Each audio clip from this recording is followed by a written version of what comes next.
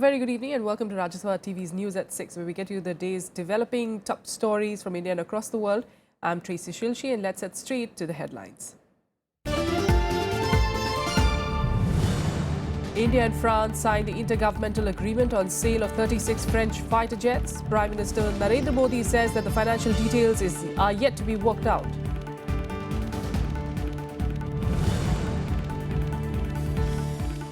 Arunachal Pradesh Assembly in limbo. The Congress opposes the central government's decision to recommend President's rule in the state.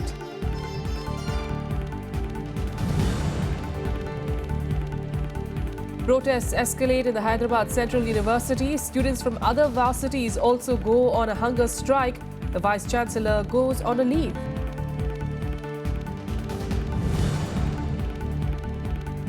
The cold snap from the US to Asia throws life out of gear. Millions of people grapple with power cuts in the US and transport hurdles.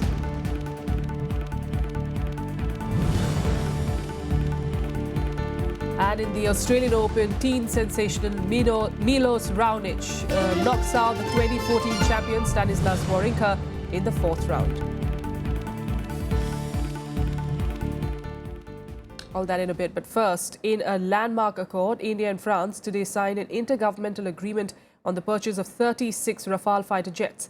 Issuing a joint statement after the talks, Prime Minister Narendra Modi and the French President François Hollande also underscored their commitment to combat terrorism. Hollande is in India on a 3-day visit. He will be the chief guest at the Republic Day parade on Tuesday. रक्षा सहयोग के संदर्भ में If you were to speak of the 36 Rafale लड़ाकू विमानों की खरीद को लेकर यह खुशी की बात है कि दोनों पक्षों के बीच in the purchase of 36 Rafale aircrafts, apart from some financial issues, there has been an intergovernmental agreement on other issues. A decisive accord between India and France. Both countries signed an intergovernmental agreement on the 60,000 crore Rafale jet deal. Prime Minister Narendra Modi assured that financial issues will be sorted out soon. French firms will also invest $10 billion in India over the next 5 years, taking forward Modi's pet scheme Make in India. Majority of this investment will be in the industrial sector. Il avait affirmé son souhait de faire l'acquisition de 36 avions Rafale. Nous avons travaillé depuis. Je rappelle que ces avions sont ceux-là même qui, aujourd'hui, luttent contre Daesh en Syrie et en Irak et montrent leur efficacité. Terrorism became a hot topic of discussion between Modi and Hollande, with both referring to a common challenge from Paris to Pathankot. Hollande expressed his commitment to strengthen cooperation between Paris and New Delhi against militant attacks.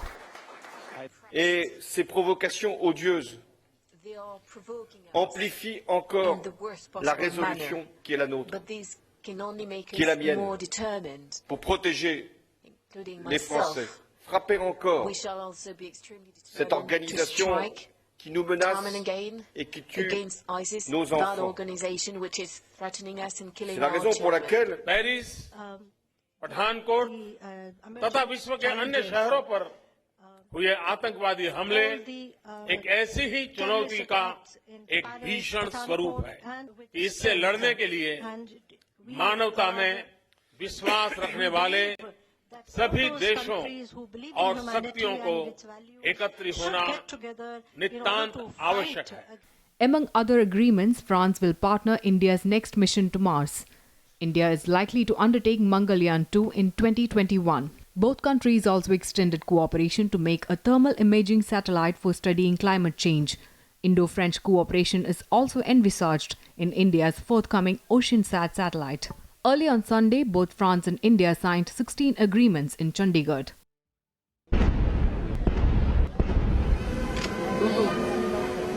On Monday, Hollande was accorded a ceremonial welcome at the presidential palace, where President Pranab Mukherjee and Modi welcomed him.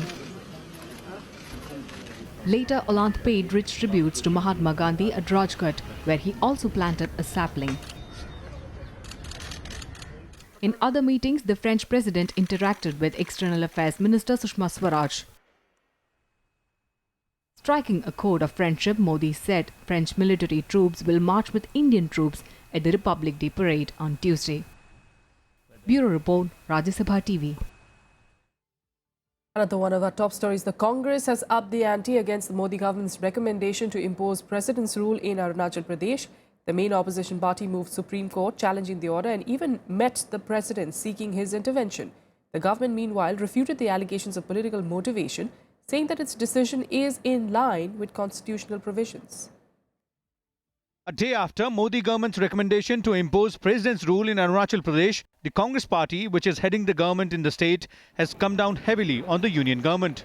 Terming the decision against the principles of democracy, the Congress moved the Supreme Court challenging the order. गणतंत्र दिवस मनाया जाएगा और साथ साथ में गणतंत्र के मूल्यों पे प्रहार हो रहा है।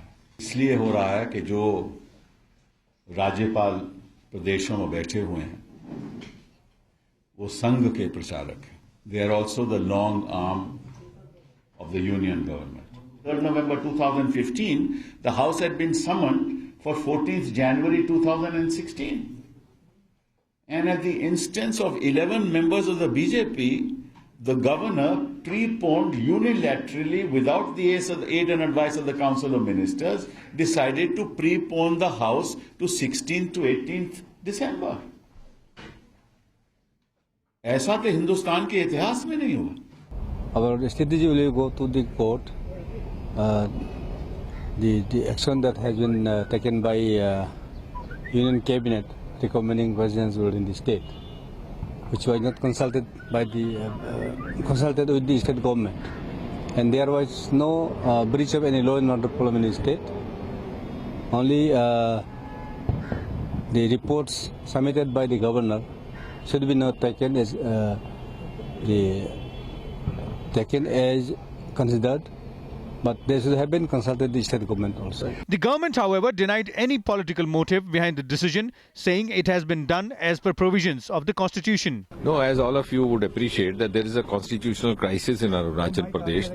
There was a government which fell into minority, and then there was some intervention from the court side, and during this logjam 6 months have expired, and therefore a call has to be taken accordingly. The Congress party has also accused the centre of using the office of governor to achieve its political motives in non-BJP ruled states.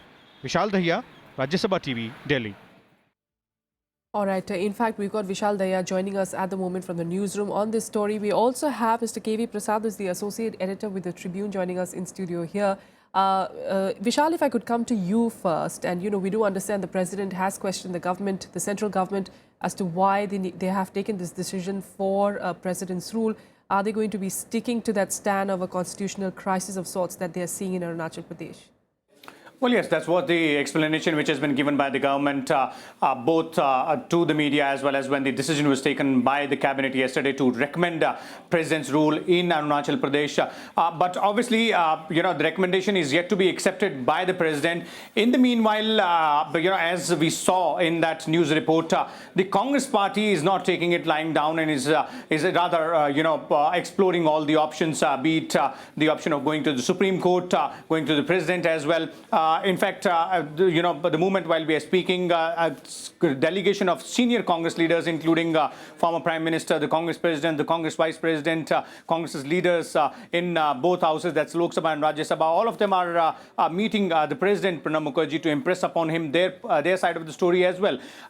This is obviously, a sort of a very fluid political situation right now in Arunachal Pradesh, and this recommendation, this decision of recommending a president rule in the state, which was taken by the cabinet yesterday, that's on Sunday, is obviously going to result into, rather snowball into a much larger political controversy. But very important to be seen out here is the fact that the same issue has led to sort of a continued logjam inside the parliament, specifically in the upper house as well, where we saw no work could be done because of the Congress's demand of the recall of the governor, as well as a discussion on those issues on which the decision was taken by the governor at that point in time. So with the budget session not too far away, just almost a month left now, rather less than a month, obviously this issue might also get added to that list of the opposition parties on which they want to corner the government. So at this point in time,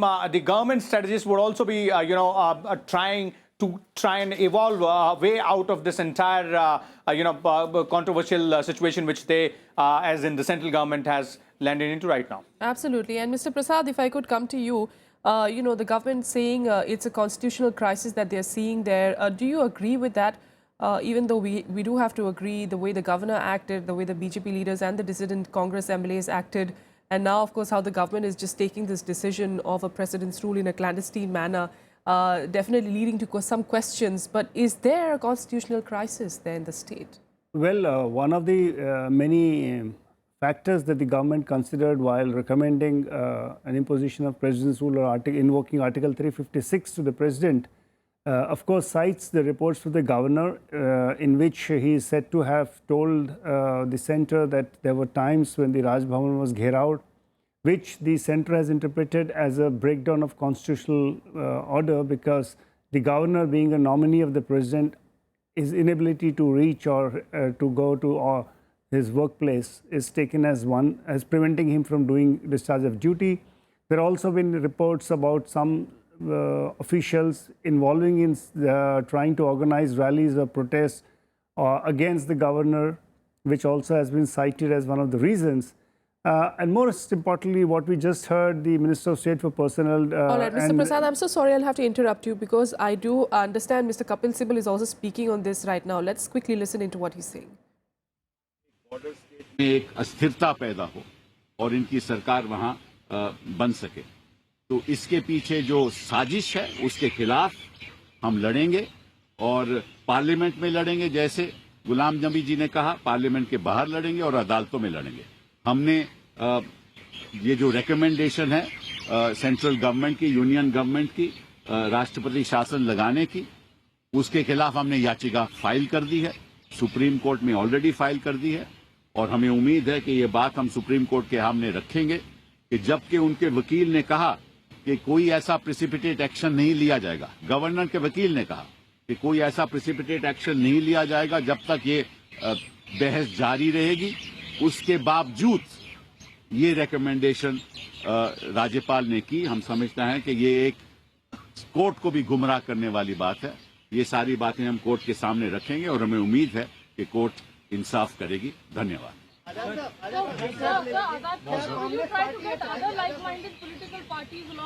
Well, insofar as the parliament is concerned, in the parliament we were supported by almost all the political parties other than the ruling party. And I'm sure in coming session also, and even without session, all political parties should support it, because the way they have destabilized Arunachal Pradesh government. So the agenda is not only to destabilize the Congress government, but all the opposition ruled states. So this is an onslaught against the all opposition ruled states, to destabilize the opposition ruled states through the government. All right, so there you have it, the Congress leaders, senior Congress leaders, they're meeting the president and coming out and speaking to the media, claiming that they're going to be taking this not just on a political level, but on a legal level as well. Just a short while back, we did tell you that they would be moving the Supreme Court on this particular decision of the central government as well. Mr. Prasad still with us. And very quickly, Mr. Prasad, how do we foresee this in the weeks to come?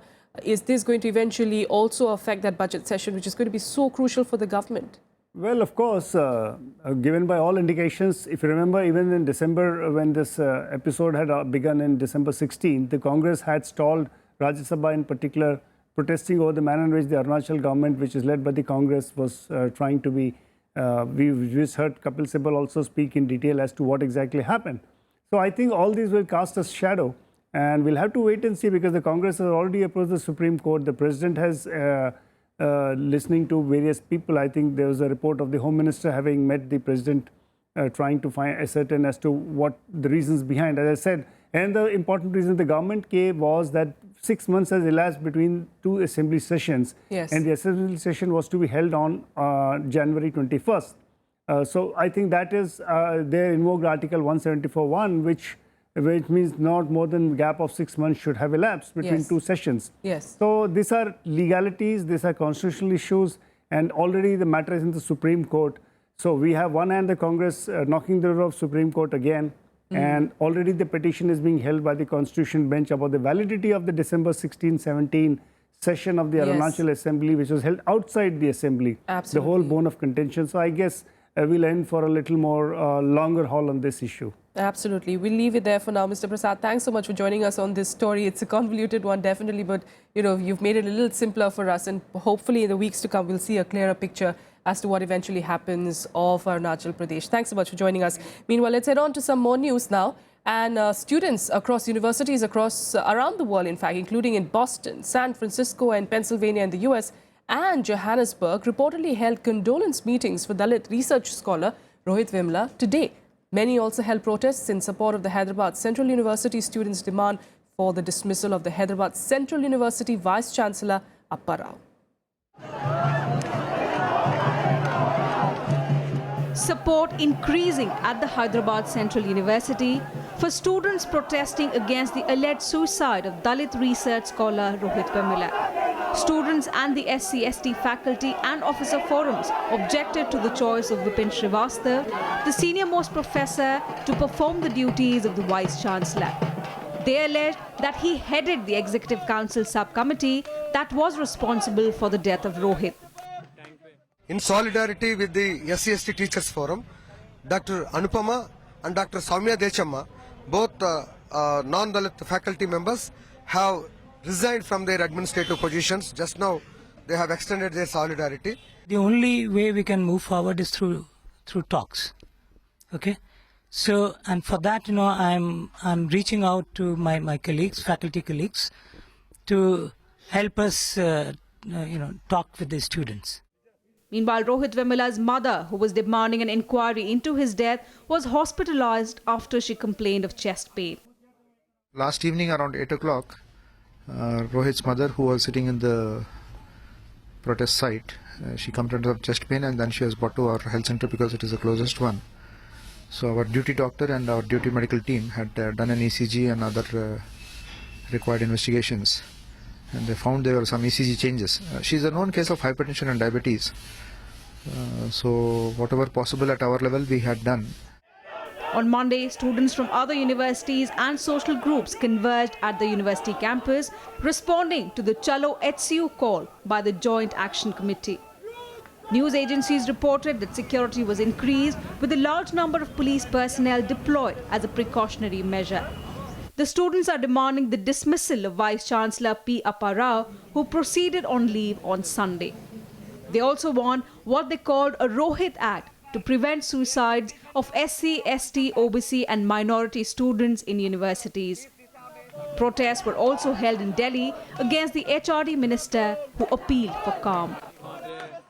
I have also appealed to everybody to ensure that there is calm and peace with regards to the same issue. The press release of MHRD is extremely clear on the fact that every university, though, is autonomous to ensure that administration takes place. We are also starting in sensitization, whole chain of efforts on our behalf, so that universities and organizations who are aware that they have to fulfill a constitutional responsibility towards their students ensure that absolutely no activity is done to harm the interest of students at large.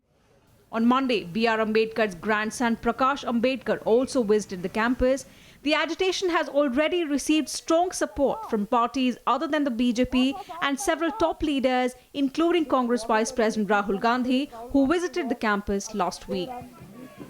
A fresh batch of 7 students also joined the indefinite fast that is continuing on the campus for the second day. Bureau Report, Rajya Sabha TV. And now let's take you through what else made news across the country in Nationwide. The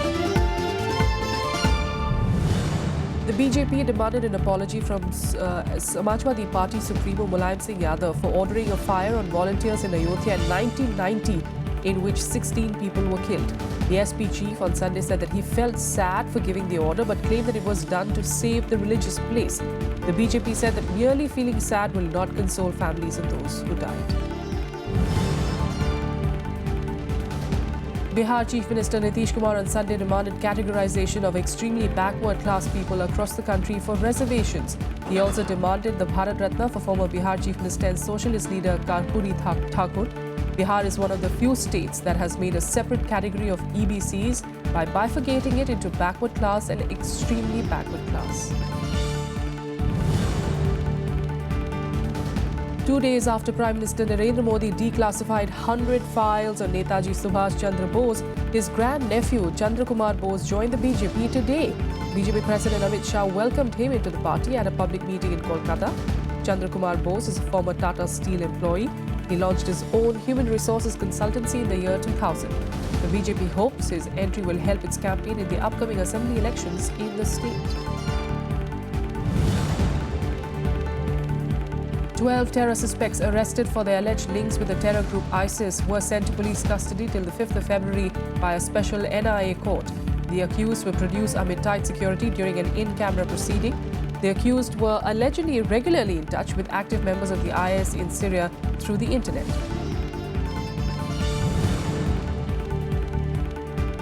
Noted Malayalam film actress Kalpana Ranjani died in Hyderabad today following a heart attack. She was 51 years old. She was in Hyderabad for the shooting of a Telugu film. She was brought dead at the Apollo hospitals from a hotel room where she was found unconscious early this morning. Kalpana has acted in 300-odd films in South Indian languages. She has also won the Best Supporting Actress Award for her performance in a Malayalam film in 2012. Without a quick break here, we'll be back with more news. Stay with us.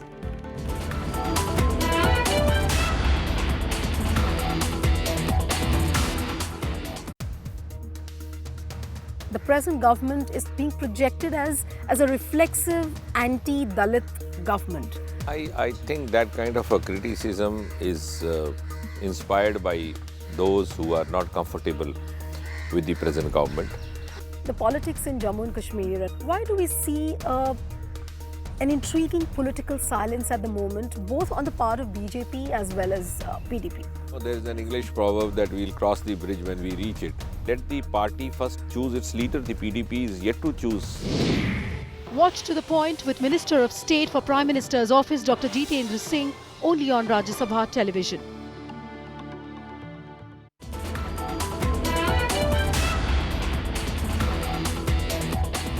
Welcome back. Let's get to the latest now from the Australian Open. Gail Monfils, Victoria Azarenka and Angelique Kerber continued their impressive run at the Australian Open. The highlight of the day, however, was the stunning ouster of fourth-seeded and former champion Stan Wawrinka by young sensation Milos Raonic. In a major upset in the men's draw, teen sensation Milos Raonic fended off a spirited comeback from fourth-seed Stanislas Wawrinka to send the 2014 champion tumbling out of the Australian Open. Wawrinka lost the fourth-round match 6-4, 6-3, 5-7, 4-6, 6-3. The 25-year-old Canadian, who had never beaten the French Open champion in 4 previous meetings, fired 24 aces and hit 82 winners in the 3-hour 44-minute contest to reach the quarterfinals for the second year in a row. Wawrinka fought back from losing the first 2 sets to force the decider, but was unable to avoid exiting a Grand Slam before the quarterfinals for the first time since 2014 French Open. Frenchman and 23rd seed Gael Monfils also advanced to the quarterfinal stage at the Melbourne Park for the first time in 11 attempts with a 7-5, 3-6, 6-3, 7-6 win over unseeded Russian Andrei Kuznetsov. He will now face Raonic in the quarters. I think I served pretty good, helped me a lot. I mean, the big moment was a shot I can, trust, and I'm happy about it. I think I play solid, As I say, I come here, play the first point to the last point and try to be very focused, and here I am. In the women's singles, Victoria Azarenka's renewed focus and attitude in 2016 is paying off on the court. The number 14 seed and two-time Australian Open champion advanced to the quarters with a 6-2, 6-4 win over Barbara Strycowak. Azarenka has not dropped a set this year, winning the title in Brisbane and 4 matches in Melbourne, all in straight sets. She will play Angelique Kerber in the last 8.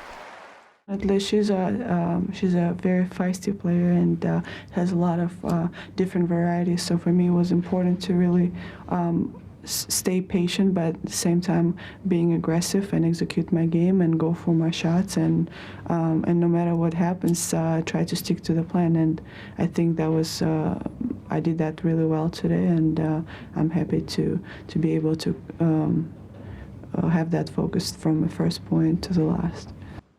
7th seed Angelique Kerber thumped compatriot Annika Beck to win an all-German clash and reach the Australian Open quarterfinals for the first time. The 28-year-old, who had a stellar 2015 but underachieved at the majors, eased past Beck 6-4, 6-0 to become the first German to reach the last 8 in Melbourne since Andrea Petkovic in 2011. Bureau Report, Rajya Sabha TV. All right, now let's talk weather woes. And the Asian Peninsula is also experiencing an unusual cold wave weather pattern this year. From India to China, Taiwan, South Korea and Japan, the entire region is reeling under a severe cold wave. Here's a look at a detailed report. The Asian Peninsula is witnessing an unusual cold weather pattern. India, China, Vietnam, South Korea, Taiwan and Japan all are under the grip of a severe cold wave. North India is experiencing bone-chilling cold along with icy winds and heavy fog. Normal life is throwing out of gear and people remaining indoors. Fresh snowfall in hills pulled down mercury several notches in plains as well. इस समय ठंडा तो बहुत ज़्यादा दिख रही है और ठंडा बहुत ज़्यादा है, हाथ पैर गल रहे हैं और अभी कुछ सुबह सुबह कोहरा भी बहुत ज़्यादा था. काम करने में हाथ फट जाते हैं और काफ़ी ठंड से हाथ भी सिकुड़ जाते हैं. हाँ, गर्म कपड़े टोपी वगैरह तो पहने रखें फिर भी ठंड लगता है. A rare cold spell proved deadly for island nation Taiwan. Mostly the elders were killed as temperatures slipped below 40 degrees Fahrenheit. The unusual weather dragged down temperatures to fell record lows in places that are usually accustomed to warmer conditions. Scenes of snow, sleet and icy winds were also seen in Japan. Fukuoka city saw temperatures as low as -4 degrees Celsius. At least 5 people died and over 100 were injured in snow-related accidents. Heavy snowfall warnings were also issued for the first time since 1983.